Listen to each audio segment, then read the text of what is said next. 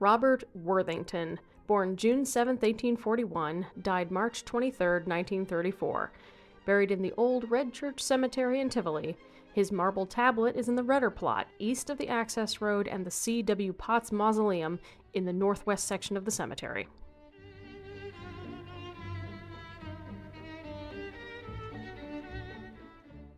It's unclear how or why Robert moved south from Canada. He can be found enumerated in the 1870 census in New York City with his first wife, Catherine Cornelia Redder, and the first of their 3 children. Presumably, this is his connection to Tivoli. They resided in Red Hook and appeared in that census in 1875, 1880, and 1892.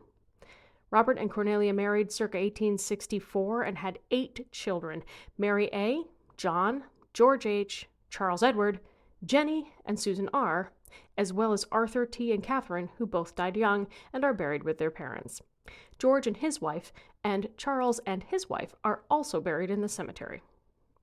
When Robert was young in the 1850s, his older brother and a close friend practiced table rapping, following the popularity of the hoaxer medium Fox sisters in nearby New York State.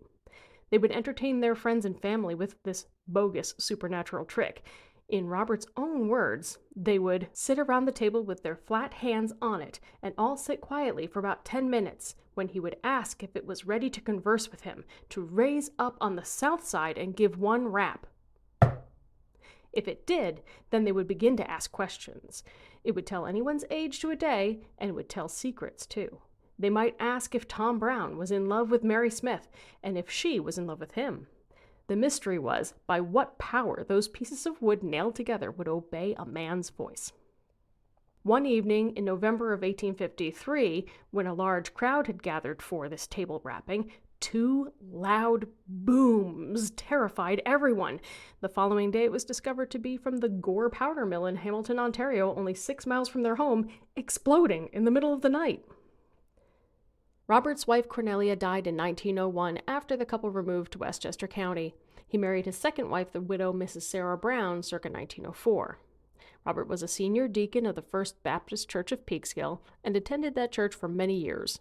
While living in Dutchess County, he was a trustee of the long-shuttered Baptist Church in Tivoli. It was here that Robert let his emotions get the better of him when dealing with a problematic pastor fired by his church. Reverend John H. Boyes disagreed with the trustee's decision to let him go, and at services on May 3, 1891, he tried to push his replacement out of the way and preach as if nothing had changed, causing quite a commotion. Robert tried to stop him, resulting in a struggle in which he either slapped Boyes and told him, "You ain't half a man," or he merely tried to force him away from the pulpit and cover his mouth with his hand when he wouldn't stop talking. Either way, it resulted in lawsuits against the church and Worthington, which were dropped. As it turns out, Robert had just cause to be so angry. Boyes pulled similar stunts elsewhere, once at Atlantic Highlands Baptist Church in New Jersey in 1889, and somewhere in New York before 1886, when Baptist Weekly magazine reported that Boyes had a, quote, bad record, and warned other churches against hiring him. At the time of the incident in Tivoli, opinions were split. Some of the congregation and members of the DePeester and Livingston families sided with Boyes, which might have led to the Worthington family moving out of the area by 1900. Robert was a carpenter by trade and helped his family, church, and friends with his skills long after retirement. Even into old age, he kept up with news through newspapers and radio, and he loved music and car rides.